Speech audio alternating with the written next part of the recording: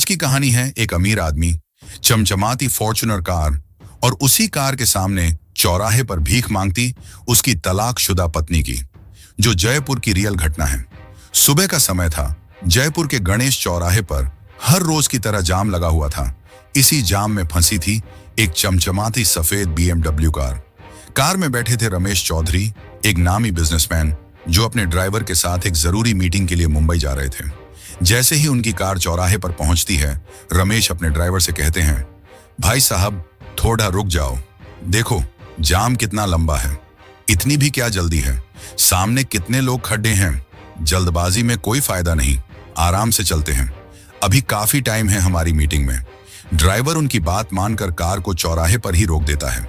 रमेश की नजर आसपास खड़ी कुछ महिलाओं पर पड़ती है। ये महिलाएं पुराने मैले कुचैले कपड़ों में थीं। उनके चेहरों पर थकान और मजबूरी साफ झलक रही थी। उनके पास छोटे छोटे बच्चे भी थे जो गंदे कपड़ों में इधर उधर घूम रहे थे। उन्हें देखकर रमेश को लगता है ये भिखारी हैं, और उन्हें इस हालत में देख रमेश का दिल पसीज जाता है, क्योंकि वह हमेशा से दयालु स्वभाव के थे। चाहे कितना भी व्यस्त हों, जरूरतमंदों की मदद करना उनकी आदत थी। वह अपने ड्राइवर से कहते हैं, शीशा नीचे करो। जैसे ही शीशा नीचे होता है, रमेश अपनी जेब से पर्स निकालते हैं। वह पर्स से कुछ नोट निकालते हैं और उन महिलाओं को बुलाकर प्रत्येक को 500 रुपये देते हैं। वह मुस्कुराकर कहते हैं, इसे रखो, तुम्हारे कुछ काम आएगा, अपने बच्चों के लिए कुछ खाना ले लेना। महिलाएं पैसे लेकर उन्हें दुआएं देती हैं और धीरे धीरे वहां से चली जाती हैं। जाम धीरे धीरे खुलने लगता है।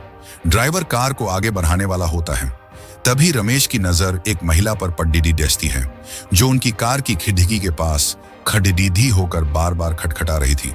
वह कह रही थी, साहब आपने तो मुझे कुछ दिया ही नहीं।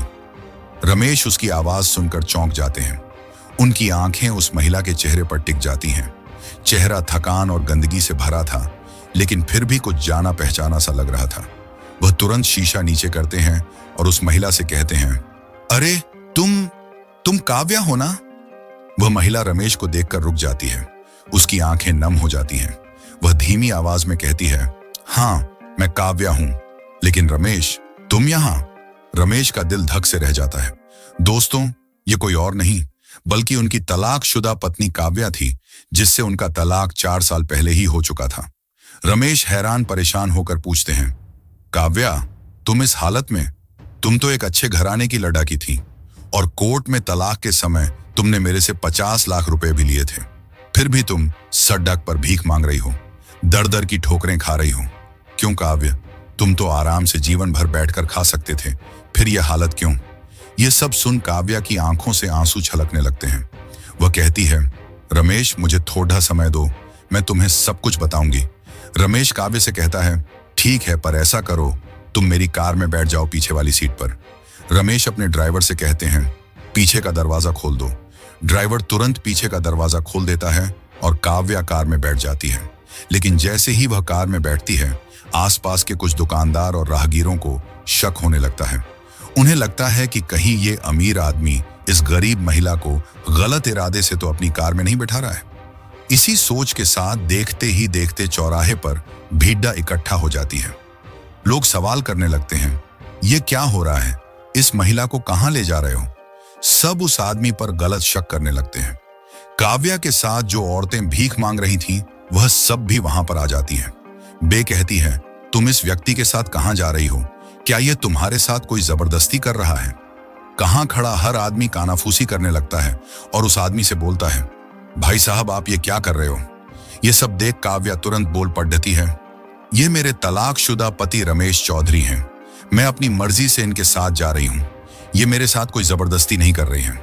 भीड़ थोड़ी शांत होती है, लेकिन कुछ लोग अब भी कानाफूसी कर रहे थे।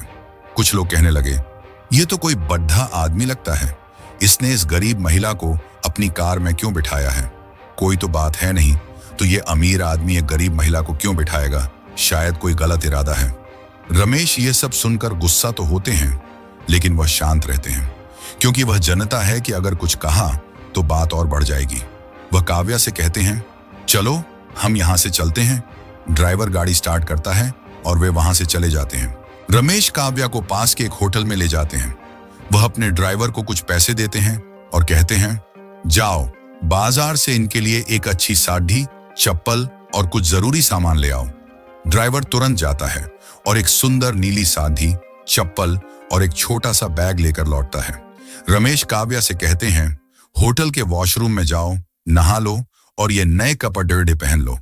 काव्या वैसा ही करती है। जब वह नए कपड़ों में बाहर आती है तो रमेश उसे देखकर हैरान रह जाते हैं। वह सोचते हैं, हालात ने इसे कितना बदल दिया, लेकिन इसकी खूबसूरती और मासूमियत आज भी वैसी ही है। काव्या अब पहले से कहीं ज्यादा आत्मविश्वास से भरी दिख रही थी, जैसे कोई नई नवेली दुल्हन हो। रमेश उससे कहते हैं कि मैं किसी जरूरी काम से मुंबई जा रहा हूं। अगर मुझे तुम थोड़ा सा टाइम दो तो मैं तुमसे कल आकर मिलूंगा, इसी होटल में। काव्या कहती है, ठीक है। रमेश ने कहा, तुम मुझे इसी होटल में मिलना, कहीं जाना मत। मैं तुम्हारे खाने पीने का पूरा इंतजाम कर देता हूं। रमेश ड्राइवर से कहकर काव्य के लिए इंतजाम करवा देता है और कहता है, मैं कल जल्दी ही आऊंगा और तुमसे मुलाकात करूंगा। वह कहती है, ठीक है। ये कहे कि वह अपने रूम पर चली जाती है और रमेश मुंबई चले जाते हैं। मुंबई में पहुंचने के बाद वह दिन में अपना सब काम जल्दी जल्दी निपटाते हैं और रात में जब होटल में सोने के लिए जाते हैं तो रमेश की वह रात कट नहीं रही थी और ना उधर काव्य की, जो कि चौराहे पर भीख मांगती थी, उसकी भी वह रात नहीं कट रही थी। दोस्तों, दोनों ने उहापों की स्थिति में करवट बदल बदल कर पूरी रात काटी। अगले दिन रमेश मुंबई से लौटते हैं और जल्दी जल्दी होटल में पहुंचते हैं। होटल में पहुंचने के बाद वह काव्य को देखते हैं और उन्हें थोड़ी सी तसल्ली मिलती है। कुछ देर बाद वे दोनों बैठकर बातें करने लगते हैं। काव्या अपनी कहानी सुनना शुरू करती है। वह कहती है, मैं कभी नहीं चाहती थी कि मैं तुमसे तलाक लूं। इस बात पे रमेश कहता है, तो तुमने तलाक क्यों लिया? वो कहती, रमेश, जब हमारी शादी हुई थी तो मेरे परिवार वालों ने मेरी शादी तुमसे तुम्हारी दौलत देखकर करवाई थी। मेरे जीजा और भाई बहुत लालची थे। जब वो तुम्हें देखने आए थे तो उन्होंने घर जाकर यह कहा था कि शादी तो उसी घर में करेंगे चाहे कुछ हो जाए, और शादी के बाद तलाक करवा देंगे, जिसमें वह पैसे लेंगे, तुम पर जुर्माना लगाएंगे। लेकिन मुझे यह बात शादी से पहले पता नहीं थी। जब शादी हुई तो शादी के कुछ साल बाद ही उन्होंने मुझे तुमसे तलाक लेने के लिए उकसाया। वे कहते थे कि तुमसे मोटी रकम मिलेगी और हम सब मिलकर एक नई जिंदगी शुरू करेंगे। मैं उनकी बातों में आ गई और मैंने कोर्ट में तुम पर 50 लाख रुपए का हर्जाना ठोका और तुमने वह रकम दे भी दी। होटल में बैठकर काव्या अपनी कहानी जारी रखती है। वह रमेश से कहती है, तलाक के बाद मेरे जीजा और भाई ने सारे 50 लाख रुपए छीन लिए। उन्होंने कहा कि वे मेरी दूसरी शादी करवाएंगे और एक फ्लैट खरीदेंगे ताकि मैं एक नई जिंदगी शुरू कर सकूं। लेकिन धीरे धीरे सारे पैसे खत्म हो गए। मेरे जीजा ने अपने बिजनेस में पैसे लगाए और मेरे भाई ने अपनी शादी के लिए खर्च कर दिए। जब पैसे खत्म हुए तो मेरे परिवार ने मुझे घर से निकाल दिया। मेरे माता पिता ने भी मेरा साथ छोड़ दिया। वे कहने लगे, अब तुम तलाकशुदा हो, तुम हमारे लिए बोझ हो। काव्या की आंखों से आंसू टपकने लगते हैं।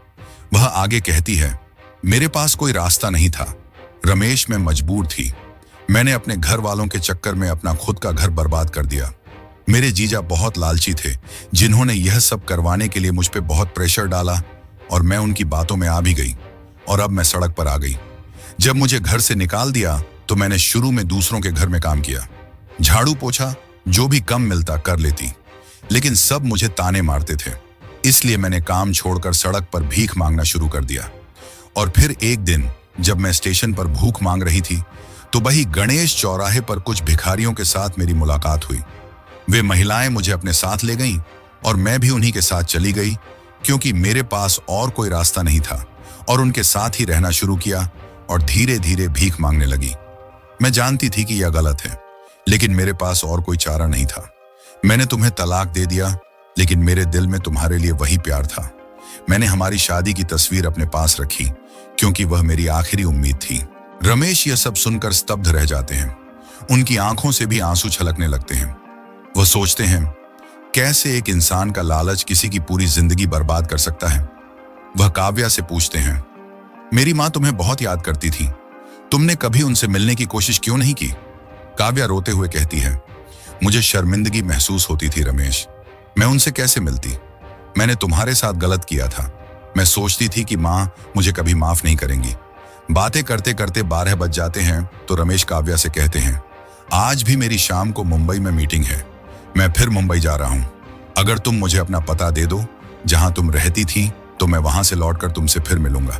काव्या अपने किराए के छोटे से कमरे का पता देती है। रमेश मुंबई चले जाते हैं। मीटिंग खत्म होने के बाद जब बहस सोने के लिए जाते हैं तो आज भी उनका वही हाल था। रात भर उन्हें नींद नहीं आती। वह काव्या के बारे में सोचते रहते हैं। वह सोचते हैं काव्या ने भले ही गलती की, लेकिन उसका दिल आज भी साफ है और उसकी कोई गलती भी नहीं थी। उसे तो उसके घर वालों ने भड़काया था। क्या मैं उसे एक और मौका दे सकता हूं? उधर काव्या भी अपने छोटे से कमरे में करवटें बदलती रहती है।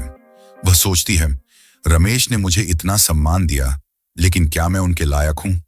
अगले दिन रमेश जल्दी से अपना काम निपटाकर जयपुर लौटते हैं। वह काव्या के बताए पते पर पहुंचते हैं, लेकिन वहां पता चलता है कि काव्या फिर से भीख मांगने गणेश चौराहे पर गई है। रमेश चौराहे पर पहुंचते हैं और काव्या को ढूंढते हैं। काव्या उन्हें देखकर हैरान हो जाती है। रमेश कहते हैं काव्या, मेरे साथ चलो।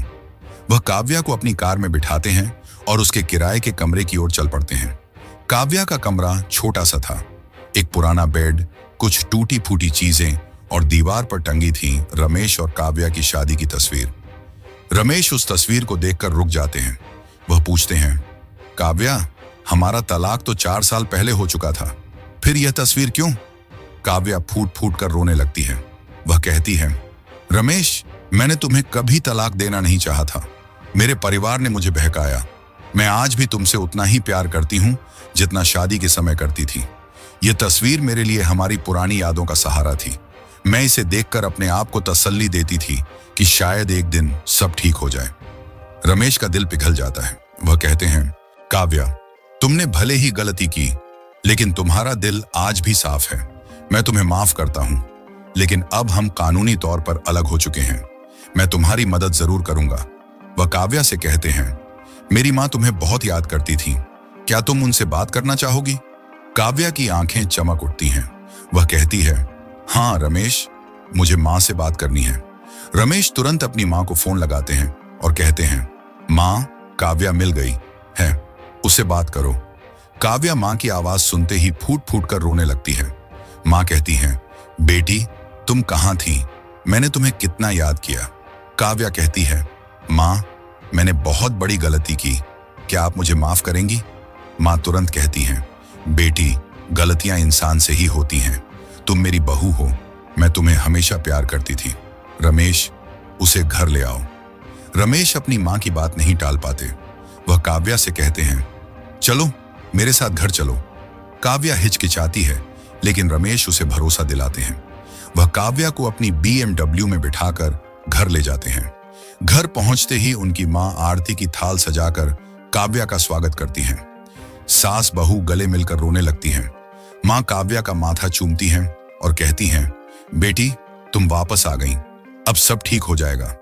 रमेश अपनी माँ से कहते हैं माँ, इसने मुझसे 50 लाख रुपए लिए थे, क्या इसे फिर से अपनाना ठीक है?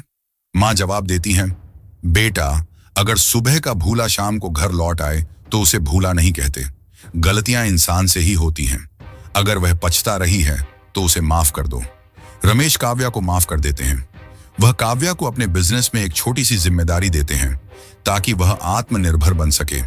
काव्या धीरे धीरे अपने आत्मविश्वास को फिर से हासिल करती है। रमेश और काव्या एक साथ प्यार और विश्वास के साथ नई जिंदगी शुरू करते हैं। दोस्तों, यह कहानी हमें सिखाती है कि रिश्तों की कीमत पैसे से नहीं, बल्कि विश्वास और प्यार से होती है। काव्या के परिवार का लालच उसे सड़क पर ले आया, लेकिन रमेश की दयालुता और माफी ने उसे फिर से एक नया जीवन दिया। लालच इंसान को बर्बाद कर देता है, लेकिन इंसानियत और माफी टूटे रिश्तों को जोड़ देती है। इस कहानी का एक और सबक है कि इंसान की इज्जत उसके हालात से नहीं, बल्कि उसके दिल से तय होती है। रमेश ने काव्या को सड़क पर भीख मांगते देखा, लेकिन उन्होंने उसके अतीत को नहीं, बल्कि उसके इंसान होने की कीमत को पहचाना। दोस्तों, इस कहानी के बारे में आपके विचार क्या हैं? नीचे कमेंट बॉक्स में जरूर बताएं। आप इस कहानी को दुनिया के किस कोने से देख रहे हैं, यह भी हमें बताना न भूलें। आपके कमेंट्स हमें अगली कहानियों के लिए प्रेरणा देते हैं। तो फिर मिलते हैं एक और दिलचस्प कहानी के साथ। तब तक के लिए जय हिंद, जय भारत।